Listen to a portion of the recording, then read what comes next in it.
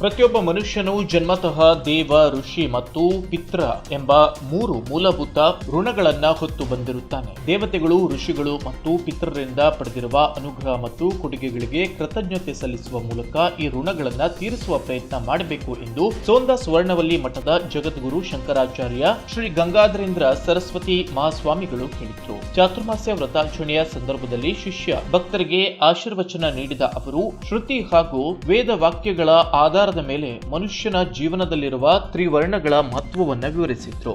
ದೇವತೆಗಳ ಅನುಗ್ರಹದಿಂದ ಜೀವ ಮತ್ತು ಶರೀರ ದೊರೆತಿರುವುದರಿಂದ ಪ್ರತಿಯೊಬ್ಬರೂ ದೇವಋಣವನ್ನ ಹೊಂದಿರುತ್ತಾನೆ. ಯಜ್ಞ, ನಿತ್ಯ ದೇವತಾ ಪೂಜೆ, ಜಪ ಹಾಗೂ ಪ್ರಾರ್ಥನೆಗಳ ಮೂಲಕ ದೇವಋಣವನ್ನ ತೀರಿಸುವ ಪ್ರಯತ್ನವನ್ನ ಮಾಡಬೇಕು. ನಮಗೆ ಜ್ಞಾನ, ಸಂಸ್ಕೃತಿ ಹಾಗೂ ಧಾರ್ಮಿಕ ಪರಂಪರೆಯನ್ನ ನೀಡಿದ ಋಷಿ ಮುನಿಗಳ ಋಣವು ನಮ್ಮ ಮೇಲಿದೆ. ವೇದಶಾಸ್ತ್ರಗಳ ಅಧ್ಯಯನ, ಜ್ಞಾನವನ್ನ ಮುಂದಿನ ಪೀಳಿಗೆಗೆ ಹಂಚುವುದು ಹಾಗೂ ಸನಾತನ ಪರಂಪರೆ ಸಂರಕ್ಷಣೆಯ ಮೂಲಕ ಋಷಿ ಋಣವನ್ನ ತೀರಿಸಬೇಕು ಎಂದರು. ಮನುಷ್ಯನು ತನ್ನ ಜೀವನದಲ್ಲಿ ಪಡೆದಿರುವ ಅನುಗ್ರಹಗಳನ್ನ ಅರಿತು ದೇವರು, ಋಷಿ ಹಾಗೂ ಪಿತೃರಿಗೆ ಸಲ್ಲಿಸಬೇಕಾದ ಕರ್ತವ್ಯಗಳನ್ನ ಶ್ರದ್ಧೆಯಿಂದ ಸಲ್ಲಿಸಬೇಕು ಎಂದು ಶ್ರೀಗಳು ಸಲಹೆ ನೀಡಿದ್ರು. ಎಲ್ಲರಿಗೂ ಯಜ್ಞಗಳನ್ನ ನೆರವೇರಿಸುವುದು, ವೇದಶಾಸ್ತ್ರಗಳ ಸಂಪೂರ್ಣ ಅಧ್ಯಯನ ಮಾಡುವುದು ಅಥವಾ ಎಲ್ಲಾ ಧಾರ್ಮಿಕ ವಿಧಾನಗಳನ್ನ ವಿಸ್ತೃತವಾಗಿ ಆಚರಿಸುವುದು ಸಾಧ್ಯವಾಗದಿರಬಹುದು. ಅಂತಹ ಸಂದರ್ಭದಲ್ಲಿ ಪ್ರತಿದಿನ ಸಂಕ್ಷಿಪ್ತವಾಗಿಯೂ ಬ್ರಹ್ಮ ಯಜ್ಞ, ದೇವತಾ ಪ್ರಾರ್ಥನೆ, ಜಪ ಹಾಗೂ ಸ್ಮರಣೆಗಳನ್ನ ಭಕ್ತಿಯಿಂದ ಮಾಡಬೇಕು. ಶ್ರದ್ಧೆಯಿಂದ ಮಾಡುವ ಸಣ್ಣ ಧಾರ್ಮಿಕ ಆಚರಣೆಗಳು ಜೀವನದಲ್ಲಿ ಕೃತಜ್ಞತಾ, ಸಮರ್ಪಣೆ ಮತ್ತು ಧರ್ಮ ಪ್ರಜ್ಞೆಯನ್ನ ಬೆಳೆಸಲು ಸಹಕಾರಿಯಾಗುತ್ತದೆ ಎಂದು ಶ್ರೀಗಳು ಹೇಳಿದರು. ಮನುಷ್ಯನು ಕೇವಲ ತನ್ನ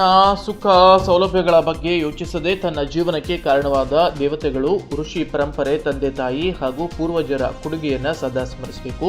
ಋಣಗಳ ಅರಿವಿನೊಂದಿಗೆ ಧರ್ಮಾಚರಣೆ ನಡೆಸಿದಾಗ ಜೀವನವು ಹೆಚ್ಚು ಅರ್ಥಪೂರ್ಣವಾಗುತ್ತದೆ ಎಂದು ಶ್ರೀಗಳು ಆಶೀರ್ವದಿಸಿದ್ರು. ಚಾತುರ್ಮಾಸ್ಯ ವ್ರತಾಚರಣೆಯ ಸಂದರ್ಭದಲ್ಲಿ ನಡೆದ ಕಾರ್ಯಕ್ರಮದಲ್ಲಿ ಕ್ರಿಯ ಆನಂದ ಬೋಧೇಂದ್ರ ಸರಸ್ವತಿ ಶ್ರೀಗಳು ಉಪಸ್ಥಿತರಿದ್ದರು. ಪ್ರಮುಖರಾದ ಈಶ್ವರ ಭಟ್, ಶಾಂತರಾಮ್ ಹೆಗಡೆ ಇತರರು ಇದ್ರು. ಬೆಳಿಗ್ಗೆಯಿಂದ ಮಾನ್ಯರು ಗಾಯತ್ರಿ ಅನುಷ್ಠಾನದಲ್ಲಿ ಲಲಿತಾ ಸಹಸ್ರನಾಮದಿಂದ ಕುಂಕುಮಾರ್ಚನೆ, ಶಂಕರಾಚಾರ್ಯ ಸ್ತೋತ್ರ, ಭಗವದ್ಗೀತಾ ಪಠಣಗಳನ್ನ ಮಾಡಿದರು.